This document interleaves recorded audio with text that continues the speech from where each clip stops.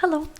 Today I wanted to talk to you about something I've been thinking about a lot lately, and I was thinking, what would I have told myself, my younger self, that I wish she would have known? And I immediately stopped myself even at that point and usually say that I'm actually extremely lucky and I'm very happy and I'm just very satisfied with my life for the most part, and I feel like I never got myself a credit of how good my life was, even with ups and downs and scary situations and unfortunate events and things that I think I would have liked to be changed. I actually love each and every single one of those situations, and I find that sometimes our character is built through strength and through hardship, and not giving up gives us an opportunity to grow and learn things. However, there are some things that I basically would love to have participated in that I feel like it would have lifted me up even a level up more now in my life right now too. So I would also love to hear your thoughts. Let's have a little chit chat going about this, because I feel like it's such a relatable topic. Everybody has something, and these are just something on the top of my head. So I would love to hear your opinions on what you would have said to yourself too. One of the main things for me has always been fighting with debt and learning what is money and what is the structure of money and how to manage money and what is budgeting and what is money. How does it feel? How does it come to you? How does it leave you? So I would have loved to learn what is debt truly. I wish there was someone who would tell me, hey, debt is not what you think it is. It gives you very quick purchase that's not yours. And I hate when people say I bought a house when it's not actually bought. It's actually you loaned money to get a house, but it's actually not your house until you pay it off. And usually you pay it off in like 30 years, so it's really not your house. And I know I could be a little cold saying that, but I feel like I wish somebody would told me that exactly this way. This is not yours if you owe money for it. I wish I could have again learned how to deal with money, how to invest early, how to do taxes, how to write off taxes. I was very fortunate to start my own business so early in life, and I find it was a huge blessing to me in a sense that I was exposed to a lot of monetarily aspects of it. Because in the beginning of the business you make not enough money to actually know what to do with money, so you learn a lot by yourself and through every way you can potentially learn it from. So you don't actually just hire people to do your things, you have to do everything from scratch, and it's a huge knowledge, and it's so important to learn about it. Learning about debt and what it truly is and how much it's going to cost you with your heart and soul and your anxiety and sometimes hardship. Like for me, being indebted feels so bad. It does not feel good. Even if it gives me something, I feel horrible about it. So I'm definitely one of those people who will work on myself to never owe money as much as I can. But it comes with the territory. It's probably really hard to live with me in that sense. So just an FYI.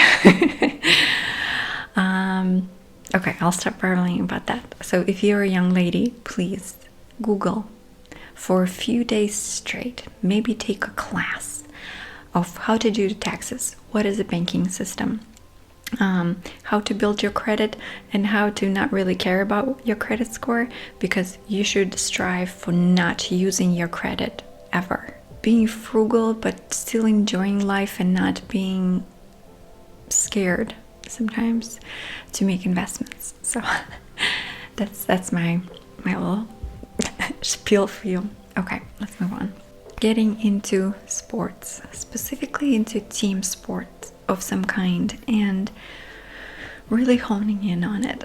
I feel like I would have been in a better shape through my younger years if I would have been in some kind of sport. I just never really clicked with anything because I feel like I never tried anything.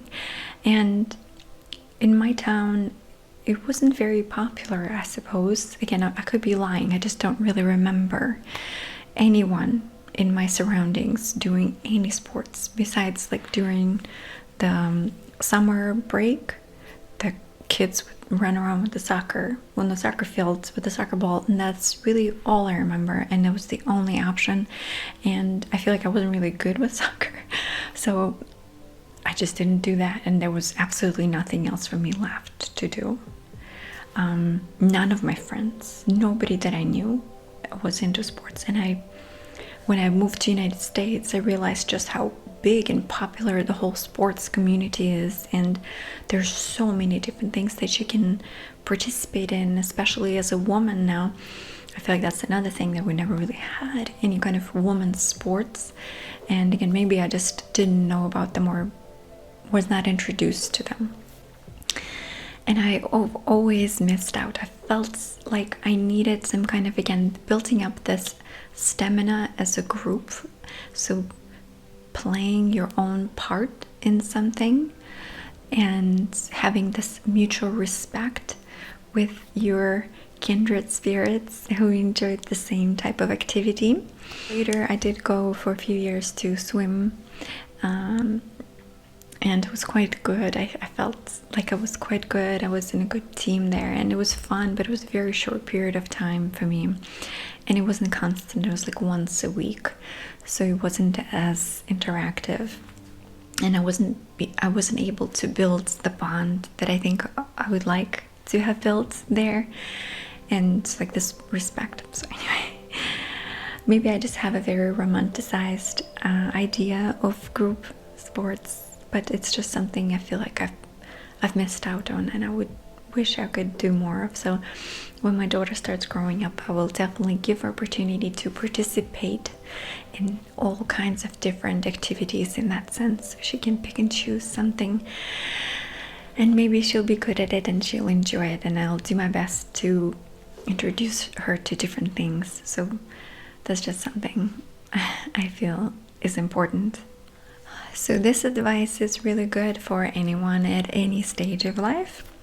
I feel like even to me right now, because I oftentimes forget that, and that's to enjoy the process. I know it's very common sense. Enjoy the process. Don't shoot towards your goal in the sense that have a feeling that everything will be better or greater in some way once you achieve something.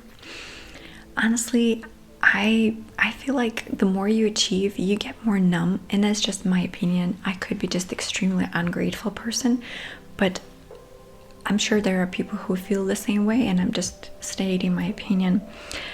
When you achieve something, let me make sure the audio is on. When you achieve something, you feel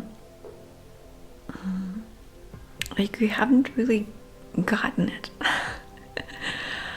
You could set a goal, and once you reach it, you're like, okay, cool. And that's it. Like, and it's such an ungrateful way to say that. Very often I get the feeling like a visualization of what I would like things to be.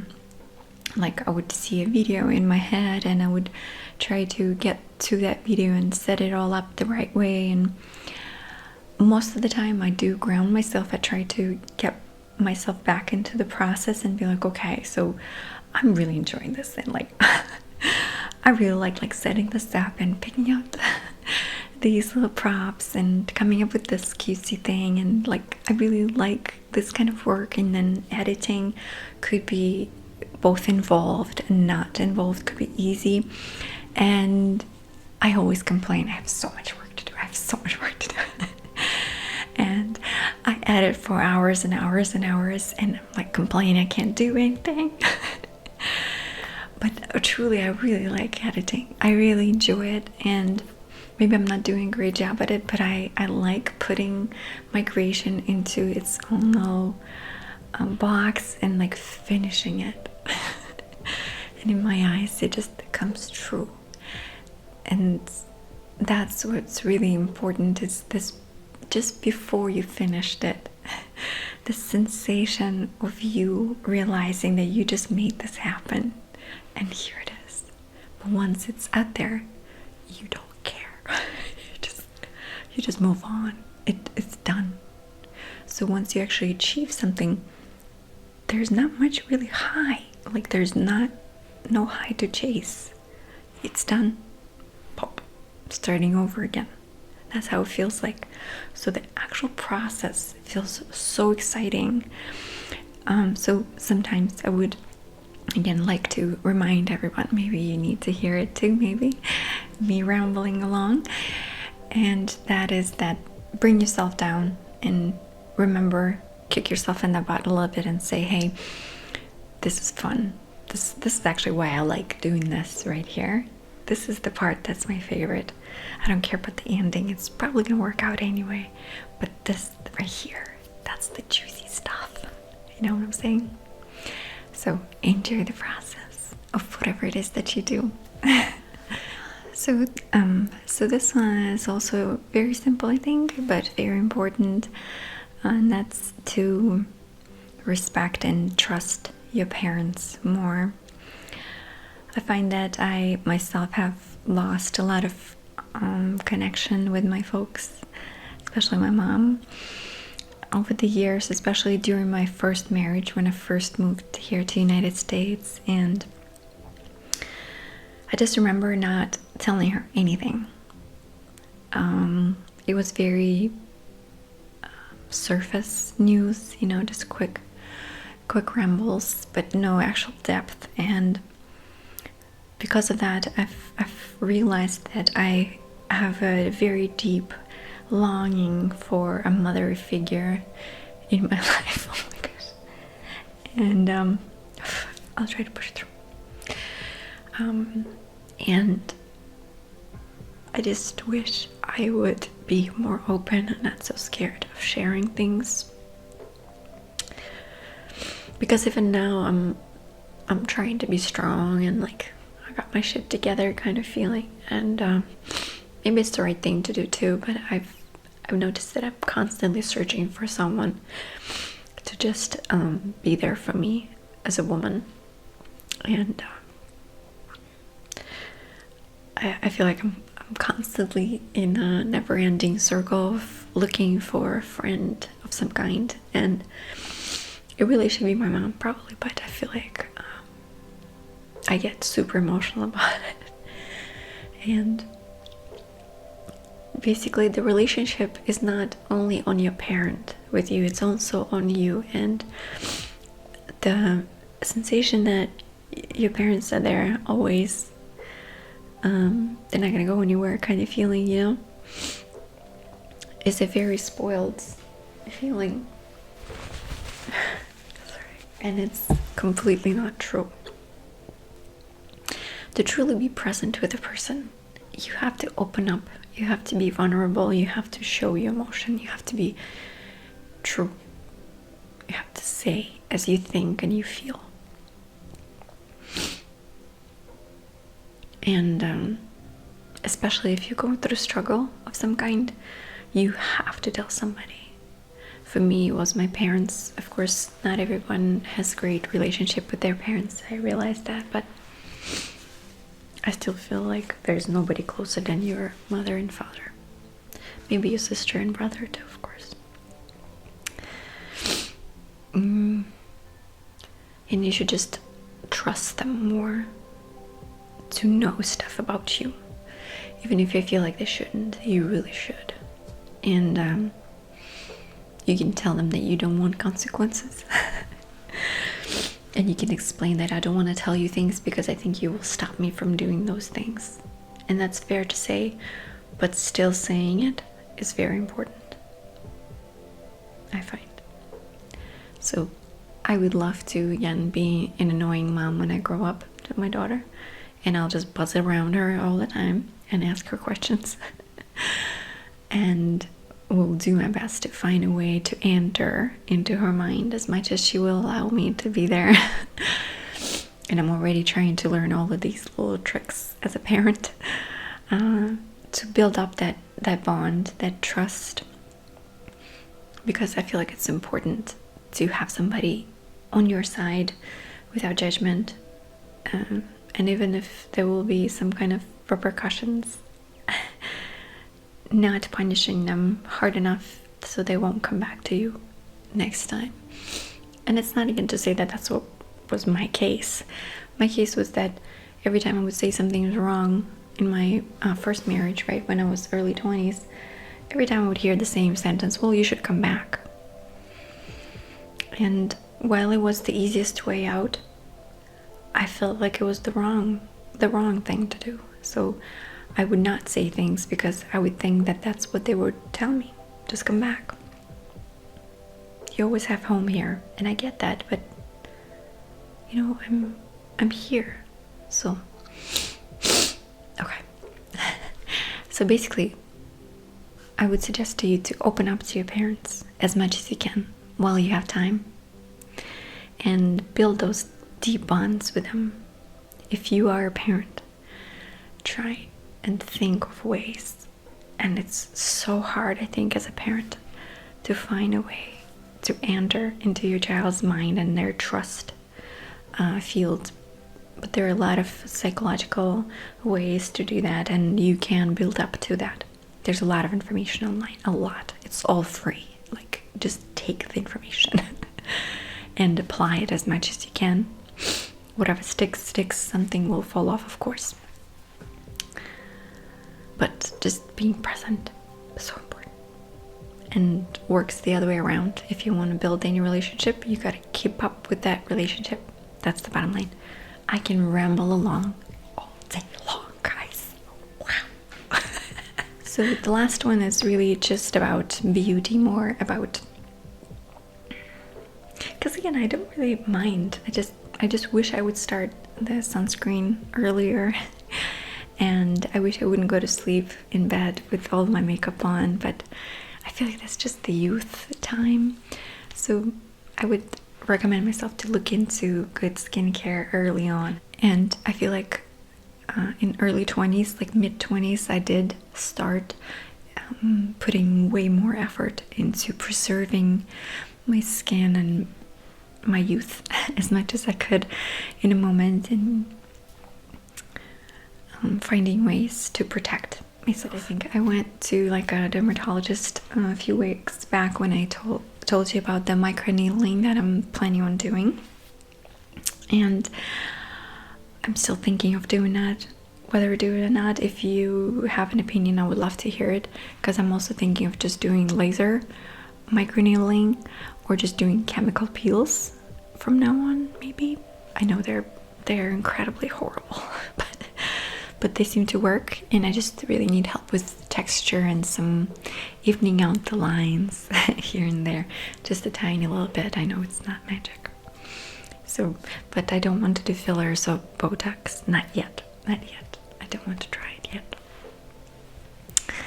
So anyway, and I went to a dermatologist, like the whole medical clinic thing, and they told me really number one thing is preventing it. And that's with sunscreen for the most part. Legit. They're like, just get yourself a really good sunscreen and apply it every day, even if it's not sunny. So I took that advice to heart, and then buy some kind of resurfacing products like retinols of types, and start introducing them into your routine too, into night routines. So that's been helping for a few years, really. I've been doing that, so I'm pretty glad. So take care of your skin while you're young. Do not sunbathe. Do not suntan as much as you can. That rhymed. And we're going to end on that. So thank you so much. I appreciate your time. Thank you for letting me chat along and ramble along. It means a lot to me that you watch my videos sometimes. I appreciate you.